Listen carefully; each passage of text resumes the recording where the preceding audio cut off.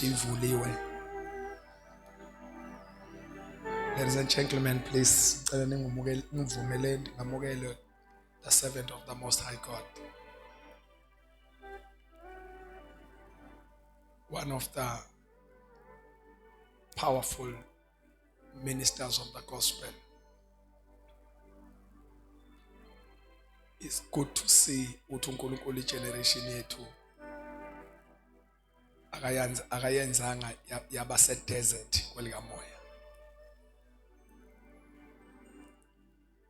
Wayithulula uNkulunkulu, wayithulula kubantu becebo lakhe. Phakathi kwethu sino Bishop NE Thelezo Sheng Sokalisi.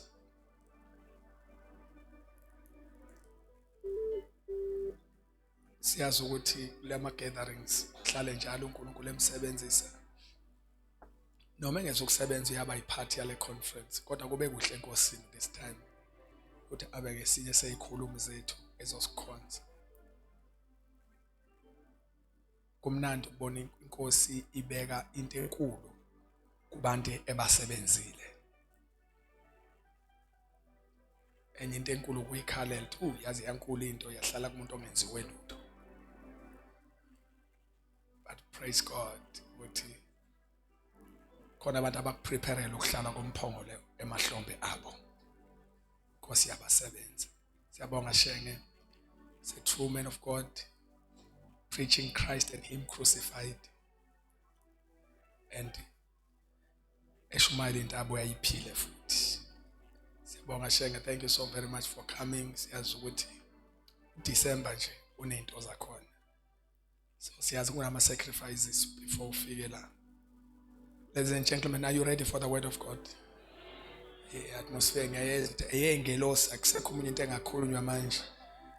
Angikwazi ukusho lutho bathandekayo. I love you so much. Manje ngizona acknowledge after, but the atmosphere manje isengavumela uJesu kuphela. Makwabiza igama lomunye umuntu sangayinxali manje. So ladies and gentlemen, let us just welcome the true servant of God, Simshayile izandla Bishop NE. Sishaya izandla ezifanele uNkulunkulu.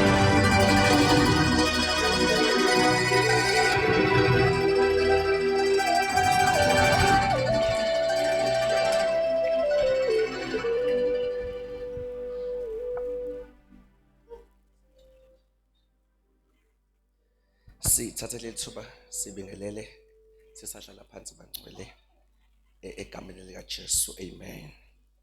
Asibingelele kakhulu abazali bethu, the apostle nomama egameni lika Jesu Kristu elinamandla wonke, awu amen. Sihlezi siyitusi inkosi ngokuphila kwabo ukuthi esigcinele bona as the voice of our generation. Alibonge igama lenkosi. Ngiyafisa ubingelela mpostoli kakhulu nomama egameni lika Jesu, awu amen. Amen wamncane noma fanele ngithi umzuzu eGetsemane ukuthi amen ube khona. Awu hallelujah. Jesus, awu ngawuzwa kayi usufikile. Hey bangcwele, no that was another thing. Siyabingelela kakhulu, siyabonga kakhulu uNkulunkulu kakhulu ngani impostoli ngendlela emangalisayo. Siya recognize the leadership yase Holy City. Aba leaders are involved, all believers, abafundisi bonke abakhona esazane eduze nakude egameni lika Jesu, amen. Abomama osisi obhuti in Jesus name, amen. Genesis chapter 40 verse number 8. Genesis 40 verse number 8. Genesis 40 verse 8. Bathi kuye siphuphiphupho akakho ongalichaza. Full stop. uJoseph wathi kubo, ukuchaza akusikho okukaNkulunkulu na, ake ningilandise lona. Let me read once again. Sikule verse nje bangcwele sidedelana. bathi kuye siphupha iphupho akakho ngalichaza. Joseph uyaresponda uthi ukuchaza kusikho okukaNkulunkulu na. Leli lesizulu sokuchaza lesingisi lithi interpretation, ukwazi ukutolika akekho yini okukaNkulunkulu na. Ake ningilandise lona. I think ukuze understandana kakhulu namhlanje ukubamba izinto ezimbili, ukuchaza kusikho okaNkulunkulu na. You have to note that. Kodwa ngifisa futhi ungibambe la ku number 2 othi ake ningilandise lona. Oh, amen. Father, we thank you for the reading of your word. In Jesus' mighty name, amen. Sifunda bazana incwadi kaGenesis which I think ngingacishe ngilimale if ngahlupha ngoku-introduce that book. Ngicela ungasho lutho ngayo incwadi kaGenesis. Inhliziyo yami kulento engiyifundile. Aw amen. Noma ngahlala nje phansi in no time from now, kodwa uma nje ngisho lento le engiyifundile ngizozwa ukuthi ngibe right kule service. Aw amen. Ngize nje kulento uthi ukuchaza kikho yini okaNkulunkulu. Ngize kulento yokuthi ake ningilandise lona nje aw amen. Angifuni ungena kuJoseph nabafowabo. Iyosuka ingilandise kude lapha ngiqale kuJoseph nabafowabo. Angifuni ungena emaphupheni ayewaphupha yena esekube ngakafiki lapha eGibhithe. Angifisa ukungena la bemdayisa khona kuvuka uJealous besho kumbulala. By the way, if you study babengafuni ukubulala uJoseph. They wanted to kill the dream. Kwacaca ukuthi iphupha libulaleki ongenani target umuntu othwele iphupho. Angifisi futhi ukungena kuleyo nto leyo ukuthi kwesikhathi ungathi khujwa wena kanti akhujwa wena. Kodwa nje ukuthi lento efuna ukubulawa ayibulaleki umuntu oyiphethe saphila. Bamphosa emgodini kodwa hayi ngoba benengxaki naye, banengxaki nephupho lekuyena. Bamdayisa hayi ngoba benengxaki naye, banengxaki nje yephupho yokuthi iphupho elinjani leli la khona thina bafowenu no baba no mama siguqela wena. Iphupho elinjani, iphupho labenza ukuthi bathi we wish to challenge this dream, but the way to yokuchallenge i-dream fanele challenge the dreamer lophuphile akahlukunyezwe noma eqedwe ezeyithathe personal kanti ayikho personal. Indaba nje nokuthi fanele abhothwe iphupho. Because if you study le family ayikho isiphithiphithi esasikhona before lamaphupho. Ifamily bene peace, ifamily beyinhle. Konakala nje ngokuthi vele kusuka into futhi yeka abadala iyohlala kumuntu olapha yana ezantsi umntwana wes11 iyohlala lapha bekhona abadala. Kwacaca ukuthi lento iyamqhatha lo bhuti. Futhi akayicelile ngoba awuceli ukuphupha. Kwavele kwayifikela futhi naye bona ku strange evuka ethi ngibona into engazi ukuthi lento uma sebeyichaza izomnikeza ingxaki. Angifisa ukungena lapho, angifisa ukungena sedayiswe efike eGibhithe. Angifisa ukufika mayifika eGibhithe ePalace. La khona efike ePalace eba usebenzi we umuntu onephupho but wavaye kube ne7 kwangathi akana phupho lokuguqelwa. Kwacaca ukuthi indlela ebheke eguqelweni idlula ku7 wadlula waba yi7 waseva ePalace before ebe yinto ePalace. Kanti iphupho limveze eguqelwa seyinto kodwa iprotocol iprocedure ithi qala useve. If ugeje ukuseva usuku umuntu ongawufuna umgwaqo obheke eguqelweni lento yokuguqelwa ilapha yana kude, but the road to that greatness is ekutheni serve. Kwathi angisho enye into ukuthi akekho umuntu ongambona emkhulu kanti akaze serve. Omunye kungenzeka ebemkhulu ngenxa yegift kodwa futhi uyashesha ukushabalala. The only person ongamgaka kanti umuntu ohambe ngeroute yokuserve. Angifisi ukufika la khona lo mama sesho ukumbamba the queen. Because kwicharacter kaJoseph kunezinto ezimbili esizibonayo ezi pure. We see number one the character pure. We see isimilo esipure. La khona kade lo mama emzingela zikhona izaba emzingela bekhona abantu ePalace. Wasebenzisa izaba ukuthi kukhona abantu uJoseph. Kwacaca ukuthi kunama stages ukulingwa kwecharacter. Uqala ulingwe kunezizathu wine. Ufike la khona ulingwa khona ubonza sikho isizathu songayenzi lento. Wafika ngelinye ilanga selingwa kanti akukho umuntu. Angazi mawufeyila kusenezizathu uyoba yini uma ufika kwi-level la khona i-character itagethwa kungena reason ukuthi yini engangivimba ukuba ngangeni la. uJoseph wahamba wazwafika la khona esefika, that is a higher level la khona ungasadinayi ngoba ukhombisa isizathu. Uze yasho lo mama uthi namhlanje akukho umuntu. Shuthi bake bazama ukubamba wanqaba ngoba kunabantu. uJoseph wazwakala ethi wena ubone umuntu kodwa mina mangibuka sengathi uNkulunkulu ukhona phakathi kwethu. That level bazalwane, it's a level yabantu abasaba uNkulunkulu yedwa. That level la khona wazi konke nobody can be able ukubona into engezayo, but sengirespecta uNkulunkulu. He kept the pure character, wayigcina i-character emhlophe. But secondly, he kept a pure heart.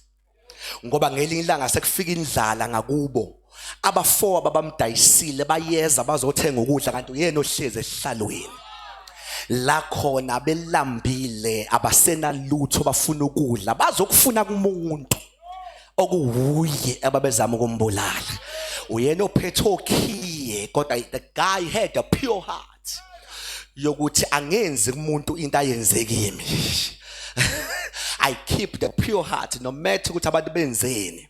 Angisho bangcwetha abaningi banenhliziyo ezikhuni ngenxa ukuthi benziwa abantu, ngenxa yezimo abadlule kuzo. But uJoseph kuthatha igrowth ungakwazi ukushintshwa abantu ukuthi bakugile kanjani kodwa uyigcina inhliziyo ehlanzekileyo noma abantu begilile. Then the Bible isivezela ukuthi uma befika uyababuza futhi ukuthi nibangaki yini. Bayabala sebethi ukhona omunye bathi uJoseph, bathi inkinga ukuthi akasekho. He is no more. Bavele bakhuluma ngaye sengathi ufile kanti uhlezi esihlalweni. Lithi iBhayibheli waphuma wakhala ngale ngemumva wabanikeza ukudla wabuyisela nemali yabo. The guy kept the pure heart. You know le ugcina inhliziyo ehlanzekile. If you read Matthew 5, inabo blessed babusisiwe even no verse 8 uthi babusisiwe banenhliziyo ehlanzekileyo. Mase lizothi ngoba they will see God. Kuba sengathi the qualification yokubona uNkulunkulu lento yenhliziyo ehlanzekileyo. But lapha yanda malizothi babusisiwe banenhliziyo ehlanzekile ngoba bazobona uNkulunkulu. Alisho bazofama sebebona uNkulunkulu. Lithi mabehlanzekile bazobona uNkulunkulu. Chaza ukuthi hayi ukuthi sombona ngale kwethuna, but uma unesimo esiveza uNkulunkulu esiphoqa ukuthi xethe vele inhliziyo yakhe iba imagnet yokumdonsa. Inhliziyo ehlanzekile umbone lapho ufuna ukumbona khona. But I'm not all those things. Bamqambela amanga waboshwa, but he esifunda khona usejele. Sesiyathandaza uma esejele uboshwa nezikhulu ezimbili, umphathi zitsha nomphathi zinkwa. Uma eboshwe nabo bavele baphupha. Angazi noma bebekwazi ukuphupha noma baphupha ngoba baboshwe nomuntu ophuphayo. Angazi lapho kodwa bavele baphupha bobabili same night. mhla bevalelwe ngomuntu ophuphayo. Nginayo into kube sengathi into kaJoseph yavele yabengama, yavele yahlala phezulu kwabo, bavele bayibona sebephupha, kanti phakathi kwabo khona umuntu ophuphayo. Kuba sengathi ezinye izinto uyithola ngokuthi uhamba nobani. I-association counts in the kingdom.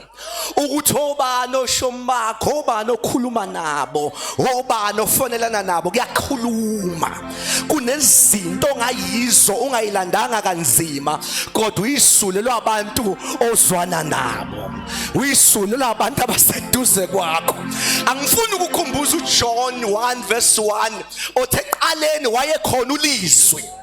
Maselizothi ulizwi waye kuNkulunkulu, enoNkulunkulu, enguNkulunkulu.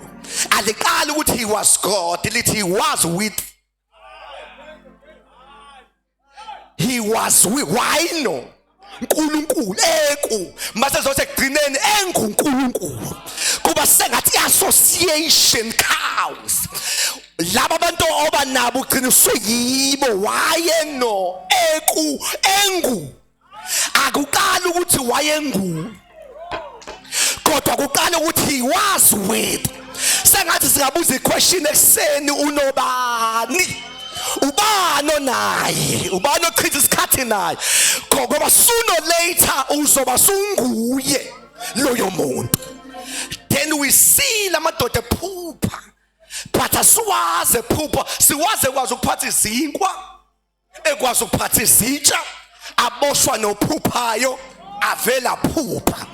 Kuthi ake ngithi ngiyanqaba ukuthi sisondele kumpostoli abantu bamandla kodwa singaphumi ngamandla.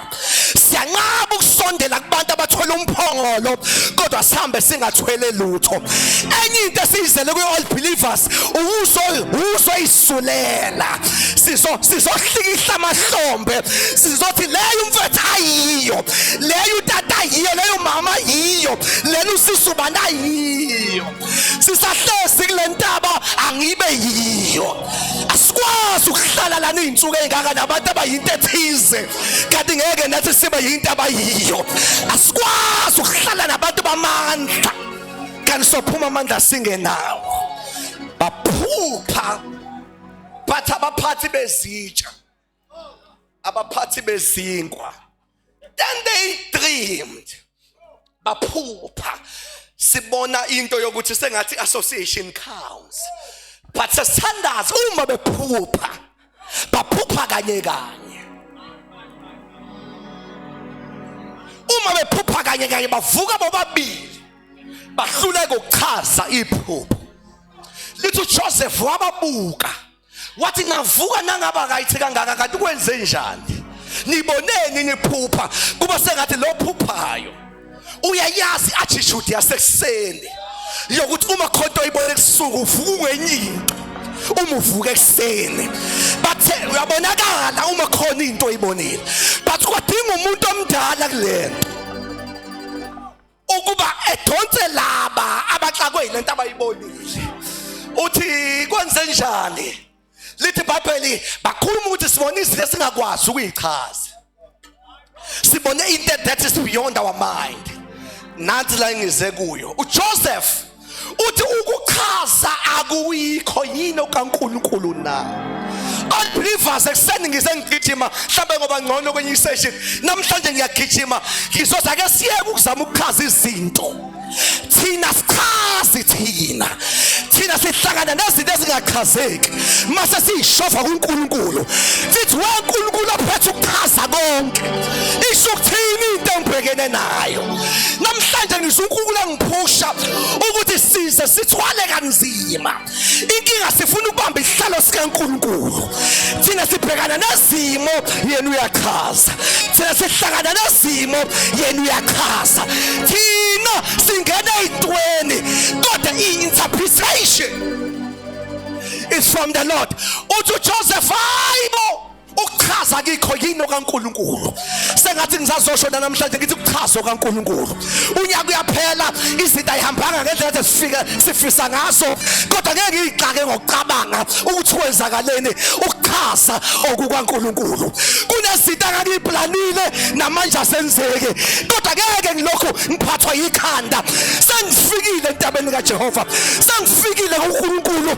Uhluka ngani noNkulunkulu? Uhluka ngabo izinto engakwazi ukuyenza. Mina ngiyaxakeka, yena uyakwazi ukuchaza. Ikhona into ekudidayo, phosa kuNkulunkulu. Ikhona into engachazeke, phosa kuNkulunkulu. Mhlawumbe ngithinte laba u3 uthi ukuchaza kaJehova, uthi ukuchaza kaJehova, uthi ukuchaza kaJehova, uthi ukuchaza kaJehova. Hela makhasaya lamaya, uthi ukuchaza kaJehova, uthi ukuchaza kaJehova. Uexplain now kaJehova, uinterpret kaJehova. Sesihlangana nezimo kodwa ukuchaza is not for us. Sike senze 1 2 3 4 5 silindele ianswer nje ivele ingaphumi ianswer kodwa iprocess siyenze kahle.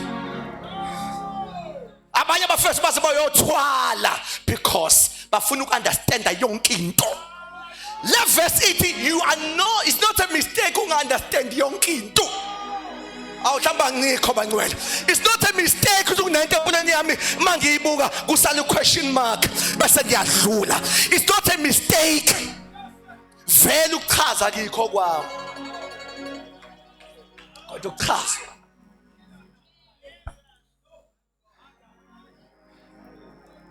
Ngicela ukukuthusa ngento esho Solomon ihlakaniphi. Yo. Yangithusa le verse engiqala ukuyizwa. 25 verse 2. Ngicela ukukuthusa. Halama. Ngangiqala ukuthuswa iverse kanje. Kunama verse okuhlangana ungazi hawu kanti kodwa iverse nje. Lithi kuludumo lukaNkulunkulu ukusithutho. Ukufihla into. Ukusitha into. Iglory yena uyithola lapho. Ukuthi kunezinto ezaziwa yibo bonke abantu nama title abo nama positions abo. Kodwa kube khona izinto nama title abo abangakwazi ukuyichaza. Uyisithile. Iglory yena uyithola lapho ukuthi khona izinto ayisithile. Ukuba uveze konke ngabe iglory akanayo. Iglory uyithola lana ekutheni sithi sizayikhona engingaunderstand. Mayisethi hayi mina udumo sengilithola lapho ke I am God because I know what you know plus I don't have a church. I know what you know plus I know what you know plus into ngayazi. Ngingazama ukwazi into engizaziyo kodwa khona lokho kunye fe ngikusithe. Hayi ngoba ningahlakaniphile mina ngisithile. Hayi futhi it's like lento ayisithekile. Ilula kodwa uyena oyisithile. Kunezinto ongathi ayilula kodwa sizazi. Uyothi ngiyisithile. Uthi udumo ngilithatha lapho. It's the glory of the king to hide the matter. Uma lokunento engayi-understand kuya 2025 ngingena ngepeace. Yothi angi-understand. Let me keep God closer. Number 1 ngimgcine eduze ngoba yena ukwazi ukuchaza. But secondly ngizomdumisela ukuthi inkosi wona wazi into engayazi. Le verse ethi udumo likaThixo ukusitha into is like ukube uwazi into eyaziwa yithina ngaba sesibona isidingo sokuzomhlalela la. Yo ngathi anizwanga church. Into edasimhambele ingoba kunokuthiza kusithile. So asikwazi lokho sithi why Lord, why do I not, why ngakwazi ukuthi why udumo lwakhe lilapho. Uma sengihlabelela kuye ngimdumisela lokho ukuthi inwele zami kodwa inamba ngiyazi. Zithe zingezamo nowasithi inamba yazo yaziwo uwe sengizele lokho ukuthi wena wazi ngisho inamba yeinwele zami. Oshama mama. Udumo lukaNkulunkulu kusithwa into. I mean the level namhlanje kuzothi be at peace ukuthi awazi yonke into ngawe. Be at peace. Athina ama plans ngo 10 years. Ungazi ngalokho siqashwa abantu abaziyo. Keep God closer. Kodwa abantu aba discourage because abanama details ngabo. Udumo likaThixo lilapha impela. Ukuthi into enginaza ayikho into engangenza ngibone ukuthi 10 years uyaphi. Sengimkhonzela lokho. ukuthi uyo ngifikisa ku 10 years ayikho mininto. As a church we are discouraged by ungazi yonke into. But uNkulunkulu utshena ukuthi yilapho nginongidumisela khona ke. Ukuthi mina I know the matters that you don't know. Udumo kaNkulunkulu usithi ebengithi ngeke ngiyifunde lezansi. Ethi but the glory of the kings is to search the matters. If you study that kings ayikhuluma ngama kings lawa amamonarchy. Likwi level yokuzothi he is the king of kings. uJesu maye king of kings ikhuluma ngathi as kings. Yena mase bayi king of kings. Yithi ama kings. If you don't understand, you must understand Psalms 8. Athi uDavid uyini umuntu. Uthi ngidadishe ngibona ulwandle lukhulu kodwa ulinakile. Uthi ngabona ilanga lihle kodwa ulinakile. Kodwa yini umuntu umlandele kangaka? Uthi wazi wambeka ngaphansana kwakho, wamqhelisa ngenkazimulo. Shuthi iglory kuphela ehlukanisile even ama angels angaphansi.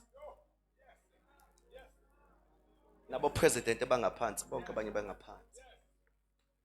The protocol of heavens is God, glory, and the sons of the kingdom, the kings. Senzothi ke wena udumo ulithola ekuthini search. Yena uyafihla wena search. Sengathi enye message lena kodwa ngizosheshe ngijike kuyona.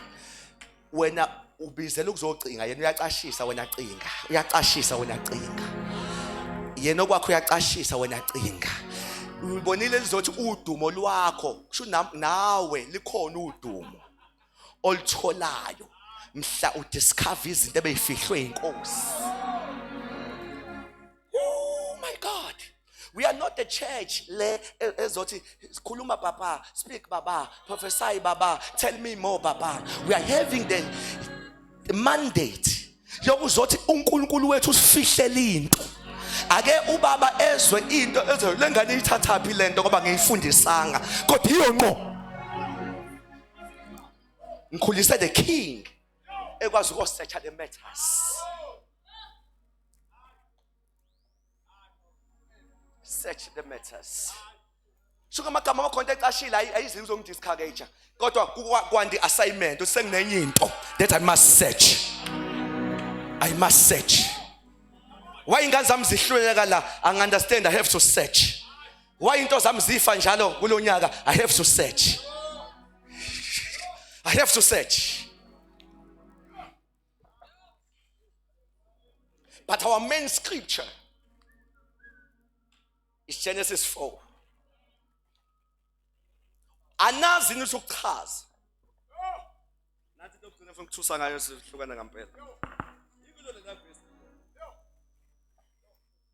40 uthena oh Jesus Christ uJoseph sephendula ukuchaza akusikho yini kwa uNkulunkulu ukuchaza okabani okaNkulunkulu uchaza okabani church okaNkulunkulu okabani ukuchaza shuka amagama ithi le verse izinto engakwazi uyichaza azingidiscourage vele I'm just a man, he is God.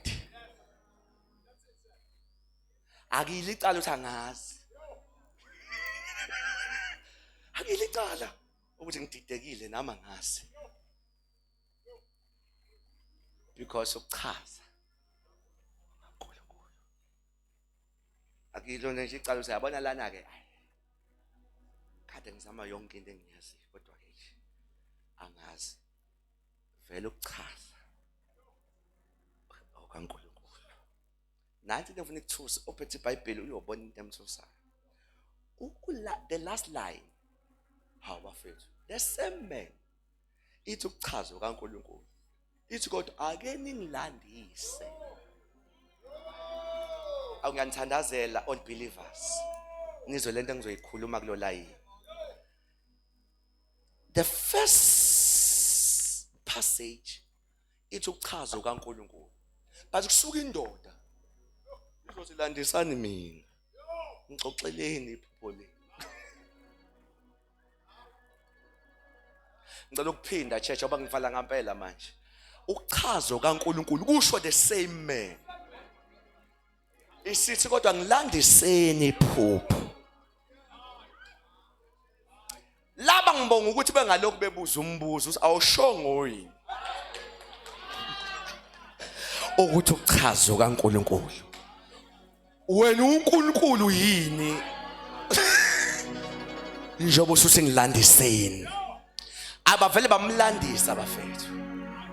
The mayilanda uqala iphupho lakhe. It's after 3 days ngibona kunje nje. Wathi okay, when after 3 days uyaphuma la.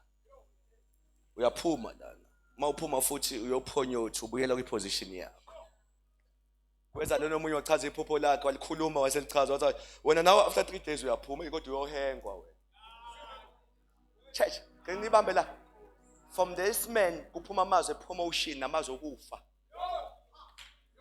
Church, I pray for you to hear this. Yithi moya ngqola uthini ngale verse, fanele ngithini old believers. Utshela laba abantu uchazo kwami. But as uchaza mina, ngichaza ngomuntu. Ongamhlonipha umuntu akahlonipha indlela zami. Engichaza ngazo ngichazela umuntu. Yimo chazayo as God. Kodwa i-channel ithi fanele kube no Joseph umuntu. And lo muntu akachazi ngoba ushilo naye wathi uchazo kaNkulunkulu. Lo muntu kutshele kumlomo wakhe usetshenziswa uNkulunkulu. Ngesikhathi echaza hayi ngoba azi yonke into. Ingoba nje uNkulunkulu ukhetha umlomo wakhe. Ukuthi echaza. Nansi into engizoyibonga namhlanje mase ngimdedele. Ngibongela umphathi izitsha nomphathi izinkwa ukuthi bebe nomuntu. Kukuhlungu ba noNkulunkulu kodwa usola umuntu ongasetshenziswa uNkulunkulu to interpret your crisis.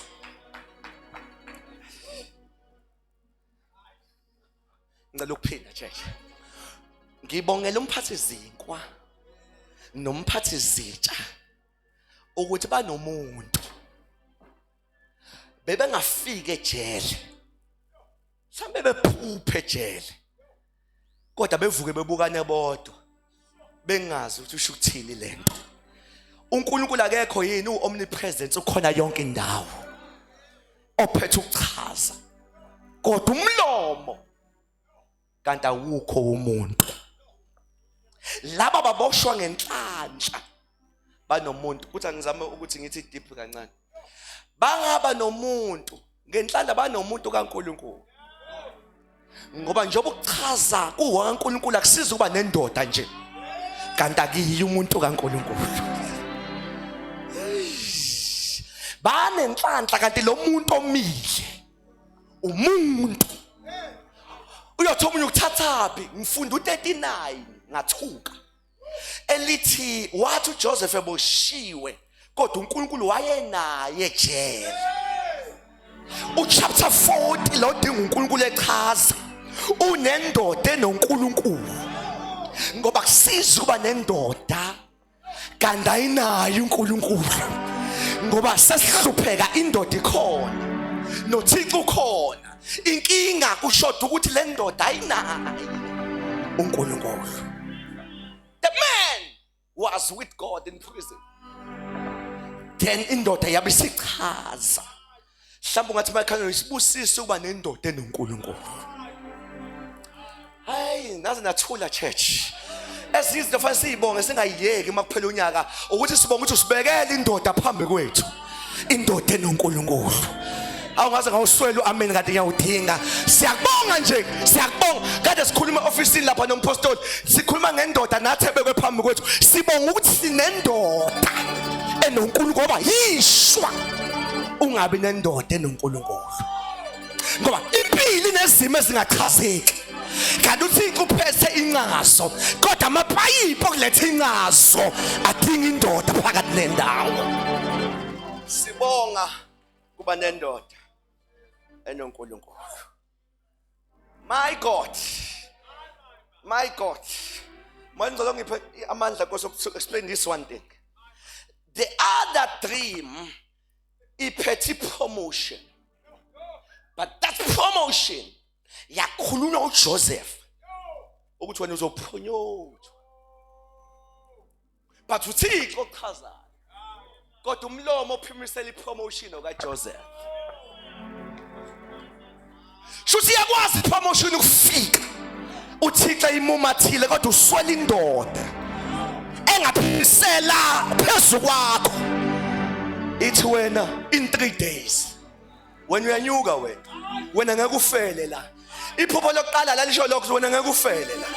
Wena ngeke ufele la. Yebo uzolala la namhlanje nakusasa ulale la. Kodwa it's just a matter of time. You see ukuthi we need a person ukuthi kumnyama in my life ekwazi ukungilandela kuNkulunkulu ukuthi Buthelezi usazophumelela kodwa. But ngicabanga ukuthi uNkulunkulu wethu akakhipha ama promotion odwa, ukhipha nokufa. The man of God ayikhuluma uphethe uyaphakanyiswa. Iyakutshena futhi indlela zakho wena uyafa after 3 days. Ngicela ukuphinda ngikhulume la because ngiyakudoubt ube man of God onemlayezo engalimazi umuntu.